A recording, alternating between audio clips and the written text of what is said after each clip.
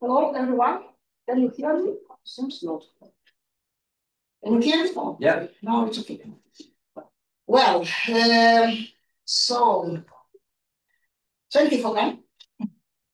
Here we will continue what I didn't actually have time to tell in the previous my lecture. So that's why I put it as a main part. And for those who maybe first time see me, I will introduce myself once more and with this sign, just to mention that it's my, let's say, first event where I can be in the status of international member of National Academy of Sciences of United States. So it's for me really great honor and responsibility to be here and to speak now in this status, let's say. Well, let's go. I try to put it as a picture, but it doesn't work. Okay, let's do it in this way. Somehow it doesn't work. Anyway, I wanted to just to remind that I was in IPCC in the Intergovernmental Panel on Climate Change since 2013, and I actually worked as reading author and for interactive materials and other parts. I just wanted to mention about this. And at the moment, I actually member of this UN expert group on net zero and United Nations Convention to combat desertification science policy interface. Very interesting work when US scientists try to manage, try to shape message for policymakers. It's a lot of interesting things. So just again, to remind what we were talking about, so we wanted to speak about, so I wanted to speak about climate change. How do we know? What do we know? Why do we need to know better? Projections by scenarios. I already made it. And I talk about downscaling. And now I will just remind you a bit about weather and climate. Just please don't forget that it's different things. Whether it's right now at the outside, let's say, and climate, it's let's say average weather or multi-year weather regime, we could say. I pointed you to this glossary, in fact, and I hope you already put some notes for this, so you can go there if you want to know something about climate. You can go there and check with this glossary. It's really essential. About climate system, maybe a bit more. It's complex system which consists of 5 main components, which are not only atmosphere, where we live and where actually weather forms. And then this atmosphere interacts with lithosphere, which is land, where we live again. It interacts with hydrosphere, with water, which not only ocean, but inner water like rivers and lakes. It's cryosphere, it's special part of hydrosphere, which is frozen water, which is really essential in polar regions, in high mountains, and so-called seasonal snow and ice, because it's again essential for climate. And it's biosphere, after all. So it's what all we actually part of this biosphere, but now we go to anthroposphere, and we have this anthropogenic fossil with changing composition of the atmosphere and changing land use. So if we deforestate, we change albedo of the planet, and at the same time, we change climate, actually local climate, and after all, global climate. So here it's about different forces. It's these forces, as I said, they're natural forces, like we have sun, we have orbital forcing again, solar radiation, orbital forcing, and we have volcanoes again, so we cannot emit them. And then we have anthropogenic forces. Well, so how do you know? For this, I recommend to go to IPCC, and this is one of figures from Summary for Policymakers, Spanish Summary for Policymakers, which is really, just excerpt from the whole report. And here it's clear that, for example, here you see these variations, natural variations, just within plus minus 0.2, you see here, in the last 2,000 years, and how it goes up very quickly. And this last 170 years. And here you see again, here it's this one, it's simulated with only natural forces, as I said, volcanoes and solar. And here it's observed black, and red is simulated human and natural with concentration, with real concentration, with measured concentration. And when we put in model real concentration of greenhouse gases, then we have this observed. So it's one of actually evidence of human influence, which is actually one of the message of this report. I told you about this history and mandate, and just to explain again, so this group consists of 3 working groups and 1 task force inventory for greenhouse gases. So all countries who signed this United Nations Convention on Climate Change should actually give numbers how much they emit. So it's very good because okay, they're not very fair. They're not let's say report all the emissions, but at least they obliged actually to do it. Well, and this in this reports, I told you they wrote, they're written by authors and scientists, and they're actually hundreds and maybe a few thousands at the moment. So somehow my figures doesn't work. Okay, anyway. So here it's just about this working group 1, which is about physical science basis, where I worked with other authors. You see how many we had during our cycle, and all this report goes through review and assessment. So we assessed 14,000 scientific papers altogether. We've got over 78,000 comments of reviewers, and we should answer every comment you should answer. So if you want in next cycle, you can comment on this report, and you will get answer. Well, just to explain how how solid this work. And after all, it's one of conclusions that it is indisputable. So we don't need any dispute any talks on it. We know now for sure that it's human who made this climate change. Well, I talk about how many data we have to prove it, in fact. So it's a very huge network of different measurements, surface measurements, satellite measurements, measurements deep in the ocean. So it's a lot, believe me. And I said that they are in some data archive where you can go and see all of them, including different models. In fact, they are weather models and climate models, and I told about those differences. And about climate analysis, who went there and saw this? Nobody? Okay, but maybe you will find it's about 3 minutes actually, very small cartoon, I would say, where it's explained what is climate analysis in fact. But you can take this from the lecture I provided. Okay, what do we know? I put some new figures here. So it's how to represent data. So yesterday we had this very good lectures on my opinion, but here how we represent data about extremes.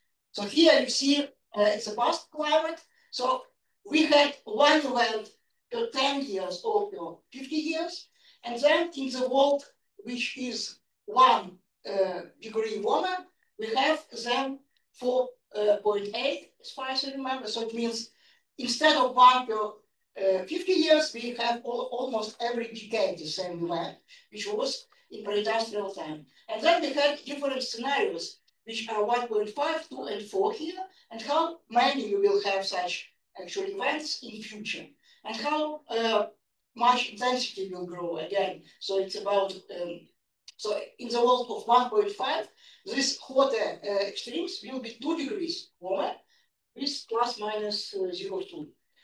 So it's how represent, let's say, hot, and how represent the precipitation or this regime. Here you see again once per 10 years, and then it's about extreme precipitation and about dry period, let's say, the droughts. So for every degree of warming, atmosphere can have 7% more water vapor. So it's physics. And then if you have more water vapor in the atmosphere, then you have much extreme precipitation. So intensity of this precipitation will be more because you have much bigger clouds. And you can see it actually now with our climate. So we don't have too many, we call them frontal clouds or rain bands, when you have rain for one day, just with small intensity, but instead we have one rain with half month's amount in a few hours. So this is about this. And I just wanted to show how much those authors actually wrote this full 6-cycle report. So you can see, and there in the app it's synthesized report. So you can read at least this, it's 80 pages. Well, oh, I didn't take this picture somehow. But I wanted, okay, here I wanted to point these consequences of greenhouse gases, and then again about human effect and masking effect. You remember this masking, demasking in Europe essential, because we go to reduce our emissions.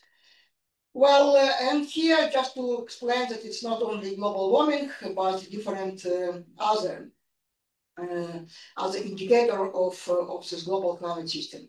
Well, why do we know better? I told about this. It's first time I introduced this risk concept, where we have, again, this system of 3 propellers, let's say, and here it's about hazard, it's about exposure, and about vulnerability. And I will tell more just in a few minutes about this. And we want to go to other world which will not have climate change and will be much more climate resilient development. Instead of maybe as this sustainable development goals, so we are not talking about development, I would say. It's at least we need to preserve what we have. And I showed this nature, which should be at the bottom. And we talked about economy. There is no economy on that planet. Well, now projections by scenarios. Again, so about what is forecast, what is projections, they are different, because forecast based on past, and these projections be based on scenarios.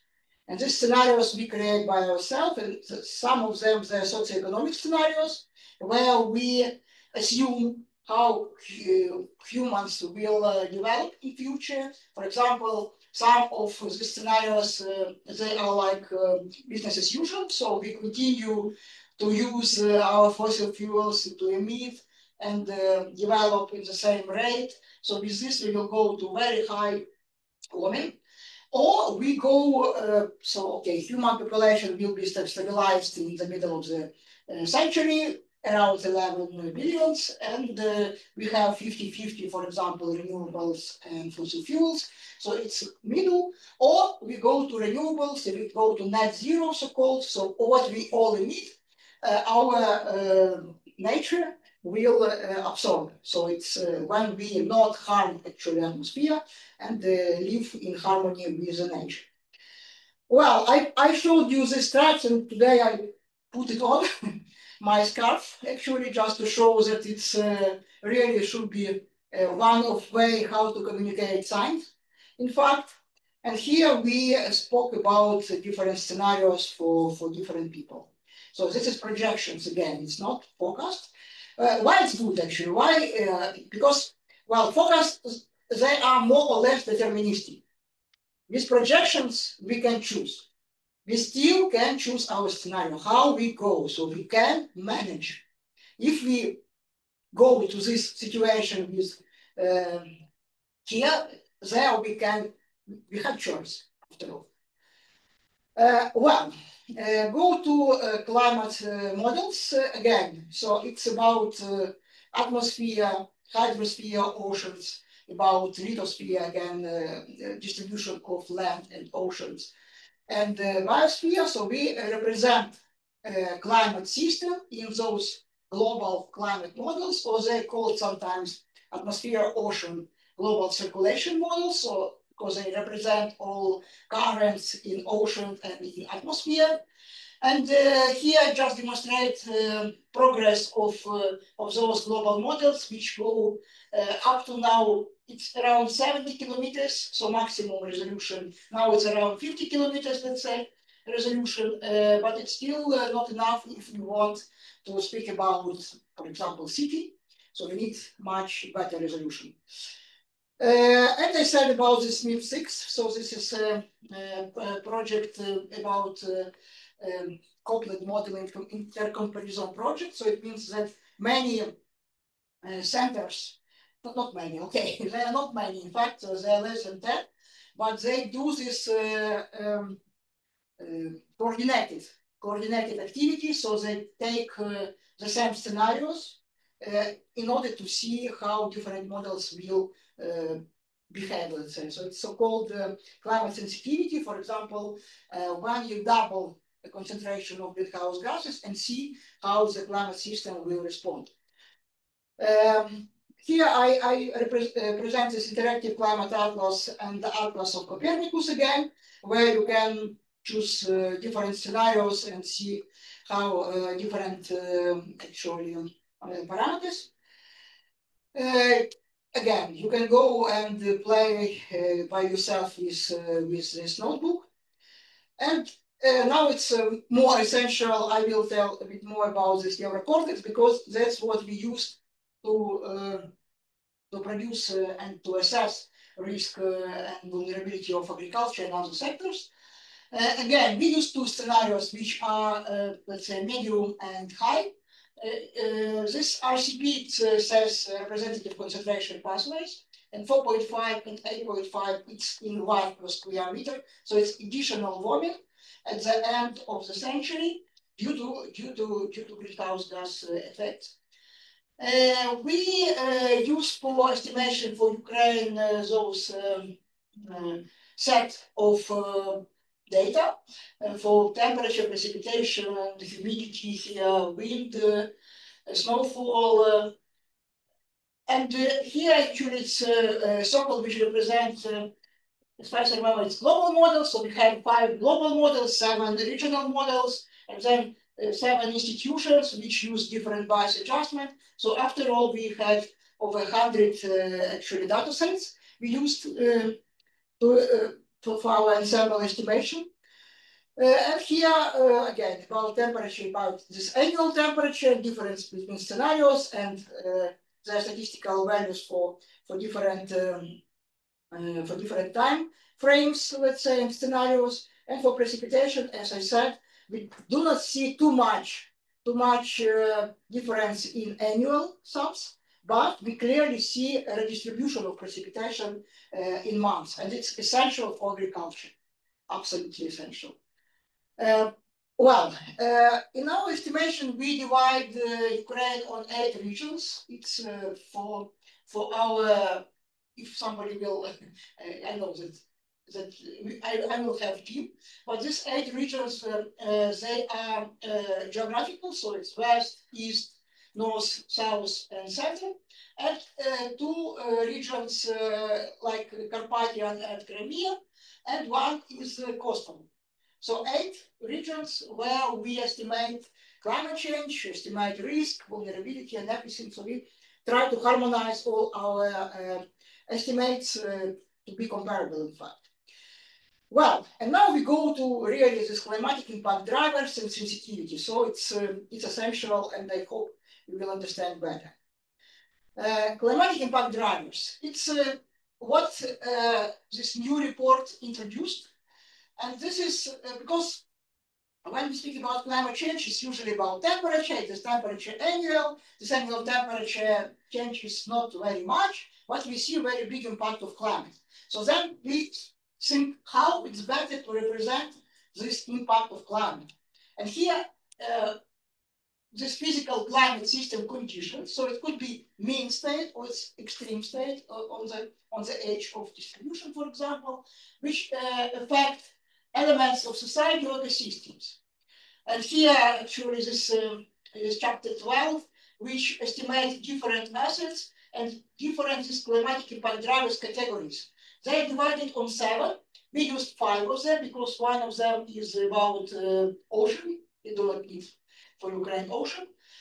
And another is about other, let's say, which we do not estimate as well. But these 5 we estimate. So it's hot and cold, wet and dry, snow, wind, and coastal, because we have coastal.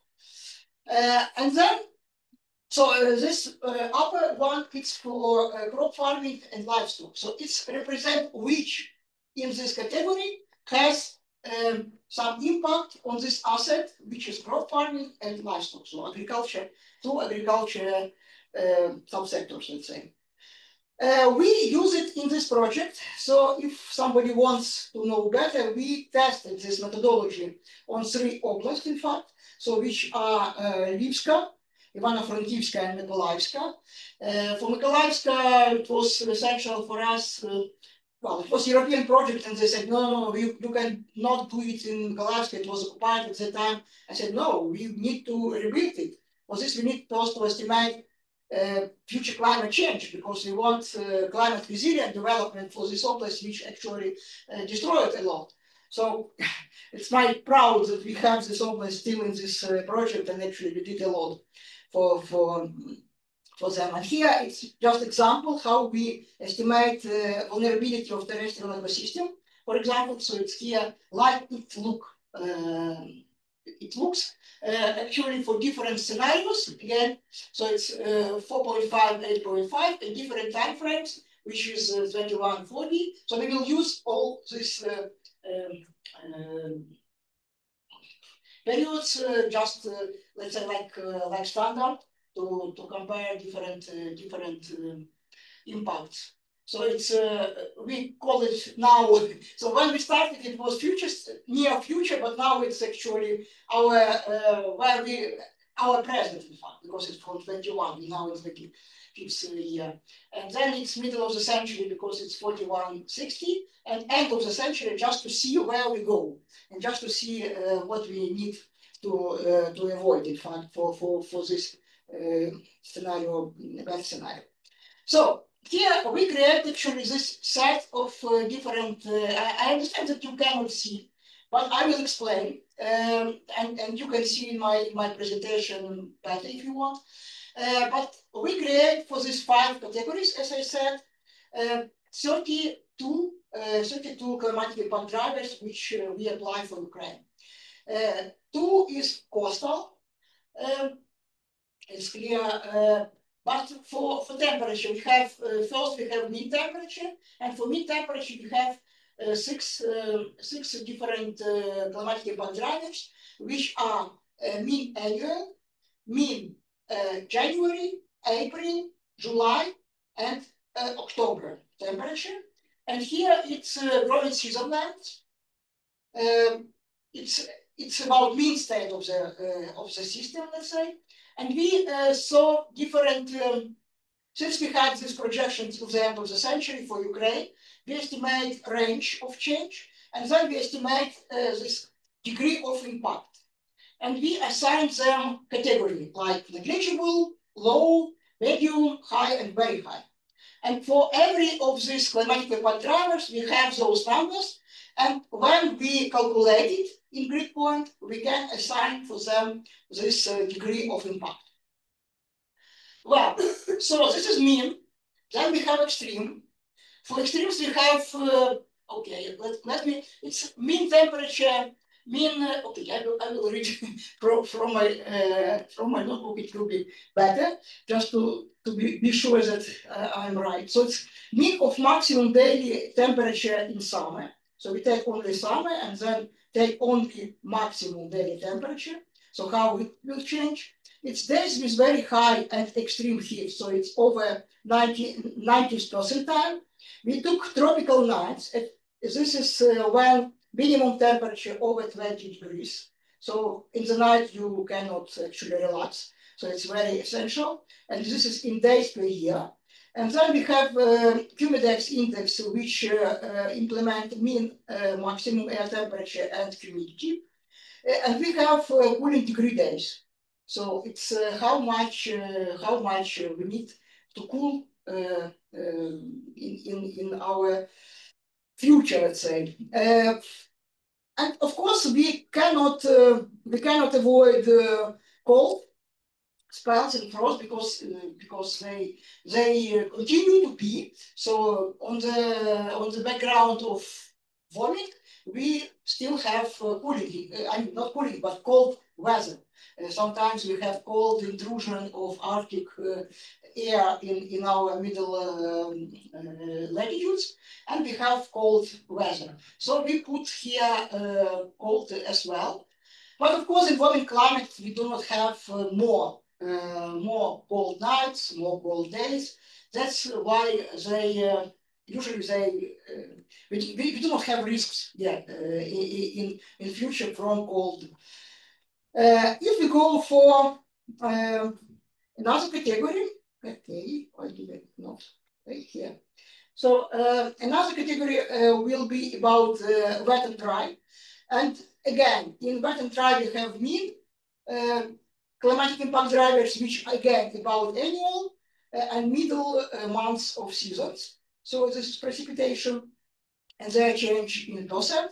And then we have heavy precipitation and fluvial floods, we call them, because they cause these floods. And this is about maximum 5-day precipitation we take. So when we have daily precipitation, we can calculate how much precipitation in like running sum for 5 days. We have maximum 1-day precipitation, and we have very heavy precipitation annual sum. So it means over 99th percentile how much precipitation actually fall there in this end of spectrum. And for dryness, we have maximum period of droughts in 20 years, so in days. How much consequent days without precipitation, very essential for agriculture. And we have this fire weather index, which actually we do not calculate because it's really very difficult to do. We took it from Copernicus, so they do it, in fact. And we have for snow we have again mean, so it's about how much precipitation in form of snow we have during the year. And we have another, it's about snow cover. So we take a number of days with over 30% of territory covered with snow. It's one indicator. And we take, for extreme, we take days with snowfall over 10 millimeters per day. 10 millimeters per day of snow precipitation. Do you know how high will be snow cover? Or 10 millimeters. 10 millimeters per day. Very high. Not very, but 10 centimeters, in fact. So it's fresh snow, it's 10 centimeters. So it's already for transport, it's essential, and for roofs, again, so it's, so snow we use as well. And for wind, again, we have wind, and we have gust. And for gust, we calculate number of days. Something wrong? I think it's the voice. No. Oh, those. Well, okay. Let's try another. This one? I'm not sure. Can you hear me? Hello, hello? Nothing. Well, once again, something. Let's change the factors. I'm not sure. Yeah. Yes, I can continue, but I'm not sure about people. They still hear you, I think. Ah. It shows that they still hear you. You can hear me. I think the speaker is cut off on itself. Maybe my notebook actually can produce. Oh no, I put it like mute. I can unmute myself there. No, they hear you. They hear. Yeah, I think they do because like it shows up. So it's the problem with. Yeah, this amplification. Okay. Let's continue in this way. I will try to be more loud. Well, for wind, I said, and for coastal, it's about sea level rise. So it's mean sea level rise, and it's about storm surge. So it's big waves which can destroy actually coastal. So in total, it's 32. If there is a chart, I can try to see. Nothing. So it's 32 in total. We estimate it's a lot.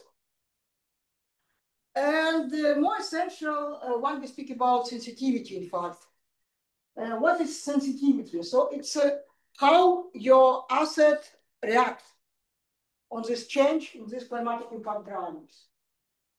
And for this, as climatologist, I cannot say about this because we estimated 17 sectors, which represent here by those columns, let's say. They are here. It's agriculture with two crop farming, livestock, forestry, terrestrial ecosystem, freshwater ecosystem, water resources, coastal territories, fisheries and aquaculture, disaster management, recreation and tourism, where we estimated travel, ski and beach, critical infrastructure, energy, land border transport, health, building, and cultural heritage. So a lot. We tried to do a lot for one oblast. That's why we needed to create special methodology to normalize all of them. So we can compare those sectors which will be more vulnerable, which will have more risk, in fact, from climate change. For this, we create a table where we estimate the impact from those climatic impact drivers in categories. And here you see it's mean temperatures at extreme, then cold here, blue, and then mean precipitation, extreme precipitation, dry, snow, wind, and coastal. So and we can compare different sectors, how they sensitive to climate change. And here, these two crop farming and livestock, and they differently sensitive because climate differently impact on different sectors. Let me ask you the question. Yeah, Doesn't this table represent the percentage? I mean, if we have a red cell, temperature parameter, it's the size of its height.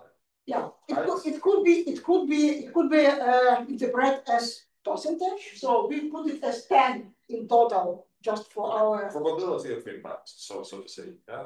Yeah. Okay. If we change, so probability of impact. Yeah, it would be like this. Interpret. Okay, I will tell more here. So it's the same table with the same actually climatic impact drivers. And here you see these numbers. So this those coefficient, weighting coefficient for every climatic impact drivers. We made it together with experts. We made special workshop with experts in those sectors, and they provide us. They said, okay, crop farming more sensitive to change of temperature in July or for precipitation or for. So we made a lot of discussion with them to put those numbers so they are relative. So relatively more, for example, here livestock sensitive to cold than crop farming, because we not mostly, but well, we grow it in summer. So it's and here it's for different it's cold bread, for example, or cold weather. So they sensitive differently. here. And then we integrate using one category, we have then numbers. So this is sensitivity, which really essential for vulnerability and risk assessment. Again, we made it for other part, and it's clear that for snow, more sensitive crop than livestock, for example, because snow cover again, and the livestock completely not sensitive to coastal because we can actually move them so easily. So there were some, discussion on it, but this is essential, and we have those numbers for our future vulnerability and risk assessment. So now we go to vulnerability. And here it's what is it first? Yeah, so we go to terminology. Again, so it is based on sensitivity and the lack of capacity to adapt or to cope with it. And for this, I'm not sure that. Oh, okay. So in fact, what we do, okay. We implement such kind of equation formula. Well, so we multiply every degree of change of the CRD on sensitivity and then summarize. So in fact, we will have vulnerability to climate change. So for all what can change in this climate system. So vulnerability, it's about full impact of climate change. So sensitivity to CID are those percentages we previously discussed. Weights. Yeah, weighting coefficient.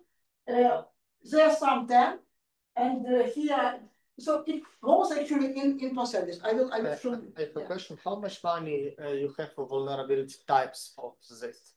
Maybe types of vulnerability. What is vulnerability? Is there in that formulas? Well, it's about destroy some harm. It's different. It could be different harm actually. Okay. But if it's okay, I will explain just okay. on the map. It will be much clearer, in fact. So about exposure. Exposure, it's if you have this asset just under this impact. So and this again essential because you can just go out and you will not have climate change. Yeah. So if you about adaptive capacity or deficit. Here is deficit. For example, you have rain. Yeah. You can go inside building and you will out of the rain, so you will be not exposed to rain. Or you can take umbrella, so you can adapt to rain, and you have umbrella, and you again dry. Well, let me ask you a question about exposure and adaptation deficit. When we talked about vulnerability, degree of CAD change, we are talking about sensitivities, we're talking about expert decided probabilities, so to speak. Yeah. But speaking about exposure and adaptation deficit, I actually came up with this thought in previous slides, and now you say this problem. Actually, we should decide like expert judged vulnerability criteria. Yeah, we should have like some measurable parameters, for example, economic type series, etc., etc. How should we have maybe? Ideally, I would say. Ideally, so we can have like loss, economic loss. Yeah, you're right. But at the moment, I didn't find such data. No data at all. At all. That's like what crop yielding, like something. Could be like crop yield, could be a loss of crop yield, something. Well, I mean, they are very sparse first, and they are not represent all because you can lose your yield just not because of weather or something else. It's just one factor, but there are many other. Yeah, absolutely. So that's why that's really an open research question. How to find this like? Yeah, it's a big question. How to separate one impact from another. But here we wanted to be just precise on climate change. Oops.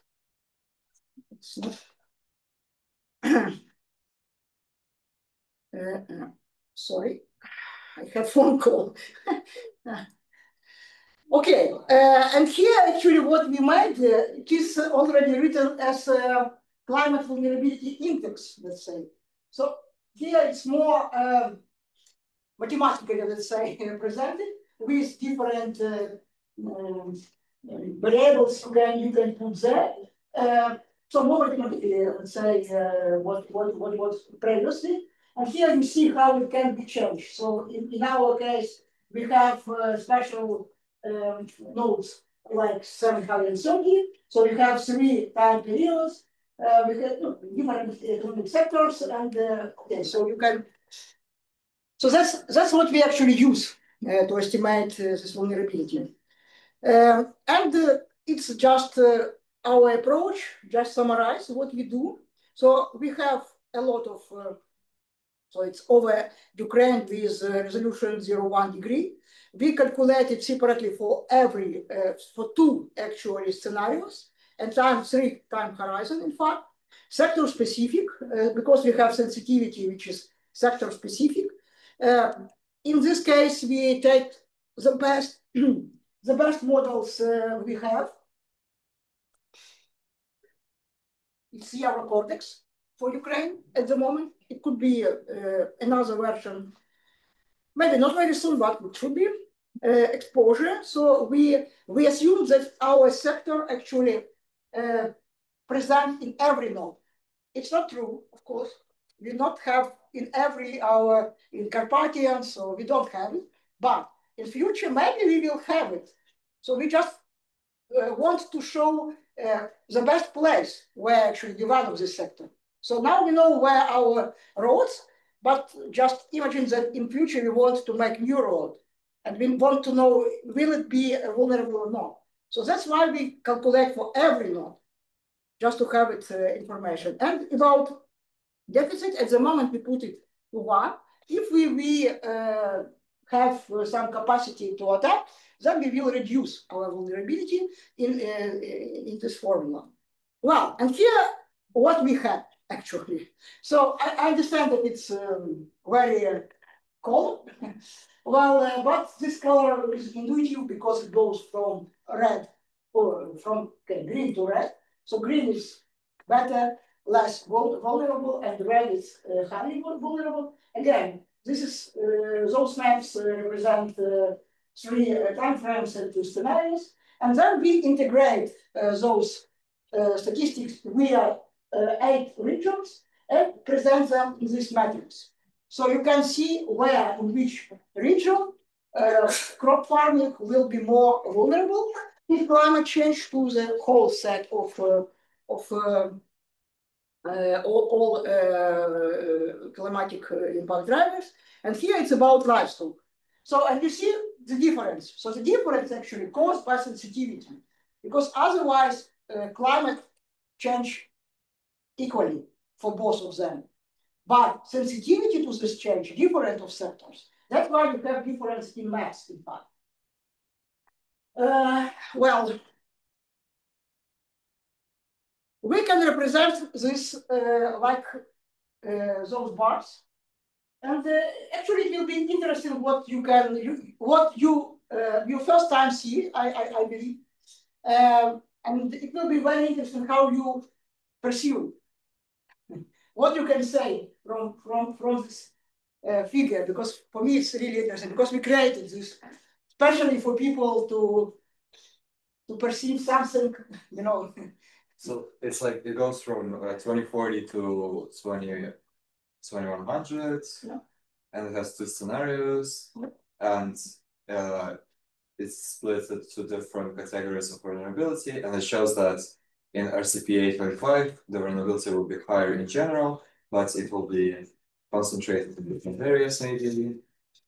Well, it's not about areas at all, because it's only for South region. So it's just maximum vulnerability in this region. Yes, I know. Yeah, but like the distributed between different factors and concentrated for different factors. One another. Factors, yes. And one thing I noticed is that RCP 8.5, the 2021-2040 is actually lower for some reason. Yeah, exactly. Because of the like the masking or something like that. It's physical question. I can answer it, but let me do it on maps. It will be much easier for me to answer. Well, what I want to show here, interesting part on my opinion. Okay, here it's sensitivity, which it's 100%. Yes, so again. So here sensitivity maximum, and for south region, it's already means that it's already vulnerable, already exposed to these drivers of climate in south region. If we will see other region, it will be not full, so they will be not equal all this part. Again, you see how actually rose precipitation here. And again, so this one is precipitation. And here it's wind. Just a bit, let's say. And for snow, again, for mean snow, it's more sensitive, and that's why this vulnerability goes. About different scenarios, what you really catch actually here. Well, the problem for Ukraine, so how much time we have? Okay. So the problem for Ukraine that we are again on front line for climate change. So we have part which will be drier and part which will be wetter. And we don't know where this front line will go. And in more warmer climate, as I said, you will have more water content in the atmosphere. So it means that you will have less precipitation in the scenario 4.5. So yeah, I will tell you after. So just to explain it for other regions, so you can put it again. So we design such kind of matrix just to present visually how this vulnerability will go with different again scenarios and time frames. Here, well, now we go to hazard and risk. Whew. Risk is a very, very tricky thing because they can be really different. This risk can be from different factors again, and this risk can be compound. They can create another risk. They can be two faults or two direction. Impact has impact like here, for example, but we do not go in such difficult and complicated actually definition. Usually we use only 3 propellers out of this 4 because the force is a response. So if it's about adaptation, in fact. So we can reduce our risk with adaptation. So it's just what it shows is force propeller. And how we do? So again, it's just here. So these 3 propellers, hazard, vulnerability, exposure, and here it's response. So they are really very straight. Then we have Ivano-Frankivska Oblast. And here it's about actually heavy precipitation, which will change in Carpathians differently. So we have these projections. And then we start to combine those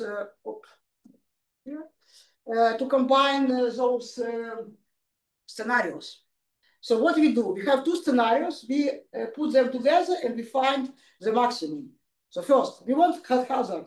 We don't know which scenario we go. We say that all scenarios equally probable. But for hazard, we take the maximum. So we take maximum of 2 scenarios. Then, especially in mountains, we could have, actually it's really from this map, such situation when you have very small impact with very high, because it's mountains. It's a lot of dynamics there. So then when we speak about risk, we need to speak about probability of risk. And usually this probability people estimate by expert judgment. I actually against this because, well, experts, they base their knowledge on past. And we do not know how the system will behave in future. That's why in my approach, let's say, we estimate probability with ensemble of models. I say that ensembles of models gives us 95 probability of this event in this grid point. Sorry, I have my institute decide to call me right now.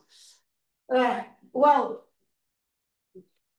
so in the grid node, we say that ensemble gives us 95 probability, but in adjacent node, we reduce this probability to 75. So I guess it's fair. And then we start to make such iteration where we calculate it like here. So if we have 95 probability, not including 5, it's arbitrary, just for our estimation. So it's 5 or 4 for adjustment.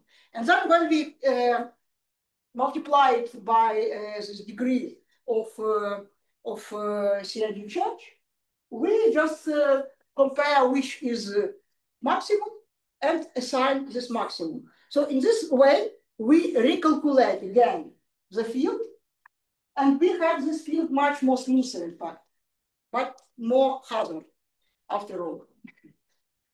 So here's the approach which we apply here. So after all, we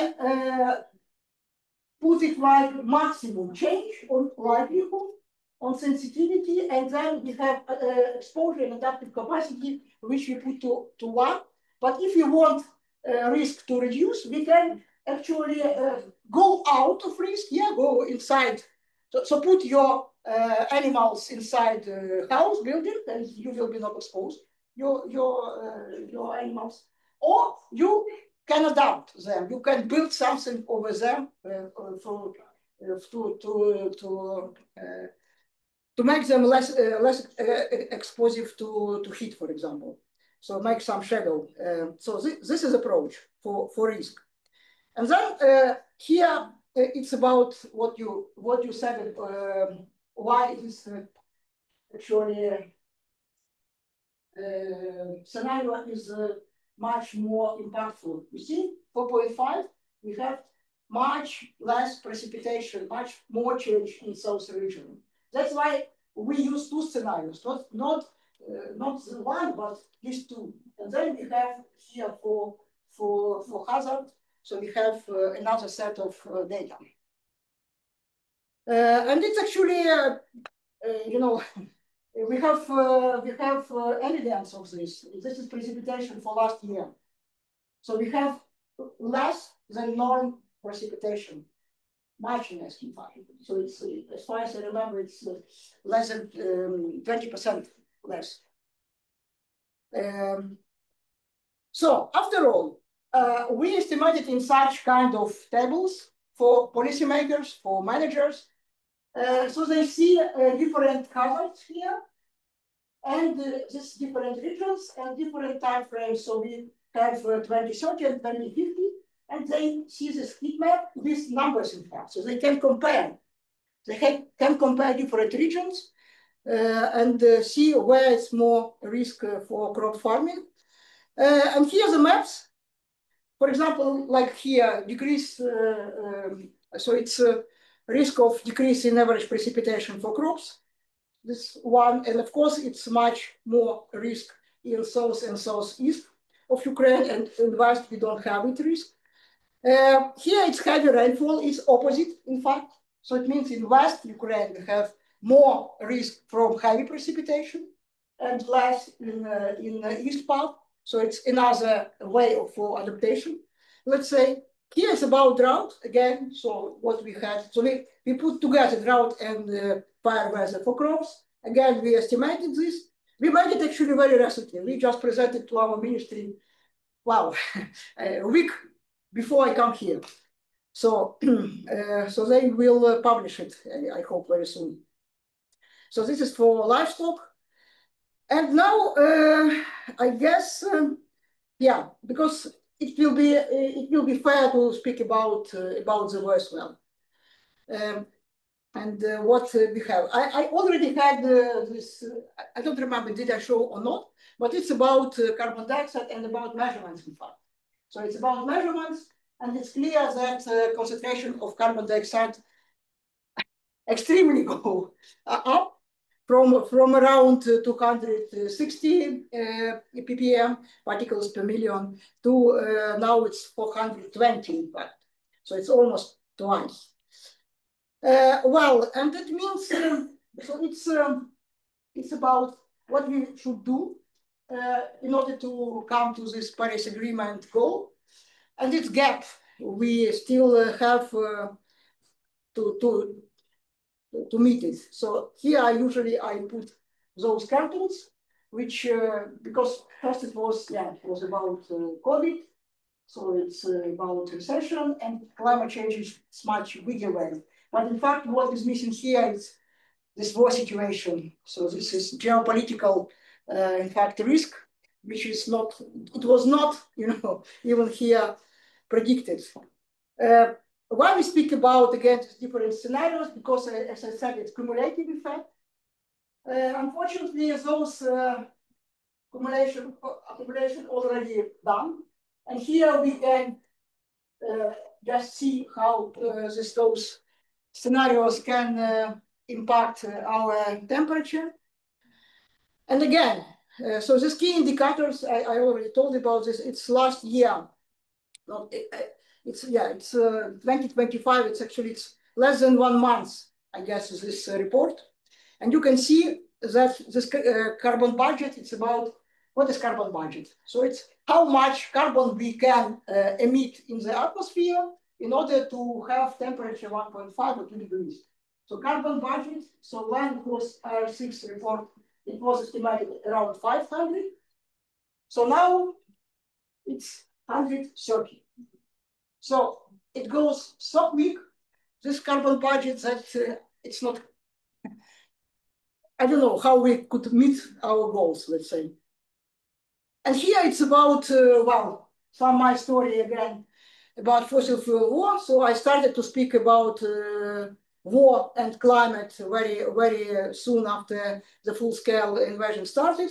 So there was my interview in Nature, after which I was named this top 10 people in 2022. Unfortunately, I didn't want it, but it was really powerful because people paid attention that it's possible to deal together with two problems: climate change and the war. So if we reduce our dependency on fossil fuel, so the sanctions, they work. And it started very soon to clear. You can go here and you will be very disappointed. You will be very, very, very much disappointed, because actually it's interactive. Every second, euros goes to Russia. And Europe pays a lot.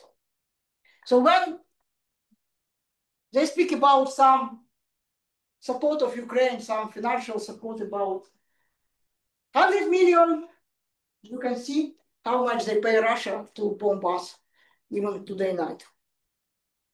So we try to estimate how much actually went already in the atmosphere during 3 years. It's preliminary results. We actually this night with my colleague, we estimated some other numbers. What we want to do, we want to make Russia accountable for those emissions, because they harm climate system, and it actually cost all those million. Like this in open source to see the methodology, etc., etc. Yeah, methodology actually. I made this methodology again because we needed to somehow to separate or attribute those. Here is the file. So this is the files. This is from satellite data, of course, and then we need to say that how much those fires caused Russian emissions. Yeah. Because we have other fires in pre-Ukraine, as we said, so we put buffers there, and yes, pre-Ukraine. What we might, okay, I guess here will be land use. Okay, yeah, somehow like this. So here's the methodology in fact. So we have crop in Ukraine, so it's land use as crop. a lot. You know. And then we take these two zones and we make the same territory, the same area as in buffer zone in free Ukraine, so they should be equal. And we see a relation of fires on this territory and that for different fire weather index and seasons. So this is here. So this is different fire weather index because, of course, if it's high numbers of fire weather, so this ignition could create more fire. And those numbers almost one. They're not one in some seasons. This crop farming, and especially for autumn, because our Ukrainians burn a lot of on free Ukraine, so they burn more than Russian in this. I mean, for this fire weather index, for low fire weather index. But here it's actually it's for low. I mean, when we don't usually not when it's very dry. We usually don't when it's more or less you can control this fire. Yeah. So that's why actually this for low fire weather index we have those negative attribution coefficient.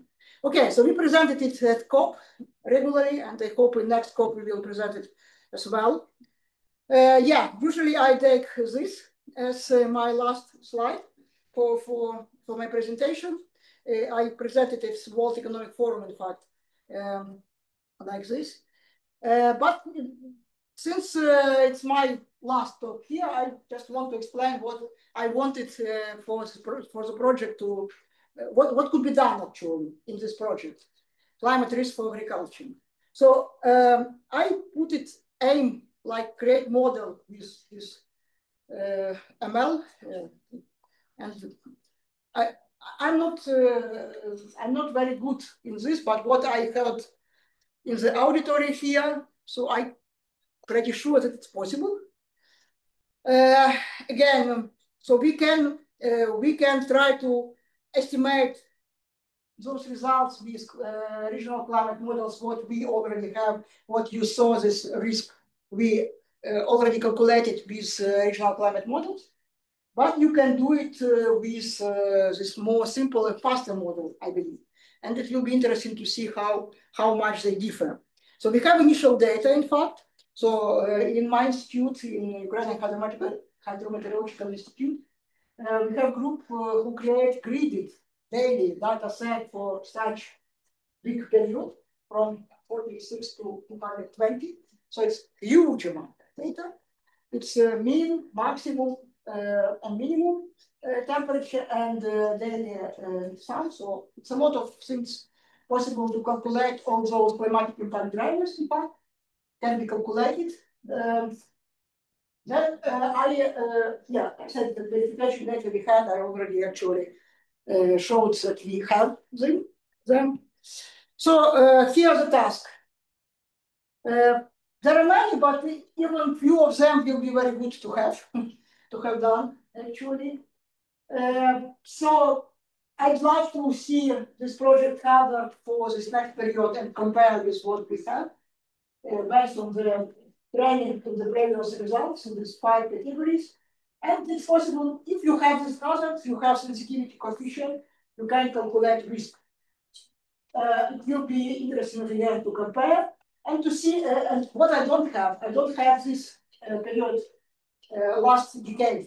So when we start this work, first of all, we said from 2014 we don't have station data for East Ukraine and for Crimea. Unfortunately, it's a big part of the territory of Ukraine.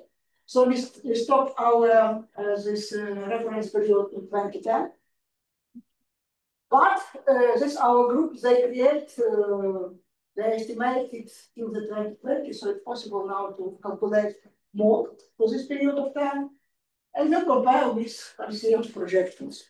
So I guess that's all because, I decided to cite the sheet because I like it. Very much, and I thank you actually for invitation. Actually, some grammar Nazi came to the comment and say You are not Ukrainian, you are using Russian words. That is funny. Yeah, Yeah, thank for me it's true. Yeah. Thank you.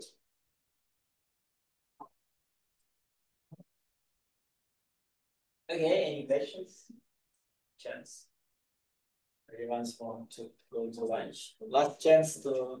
Yeah, because I after lunch I go.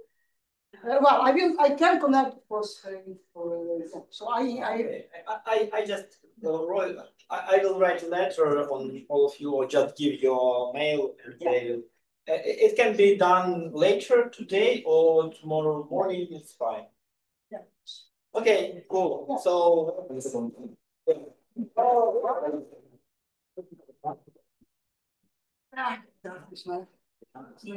No się zapracowało w kici. you.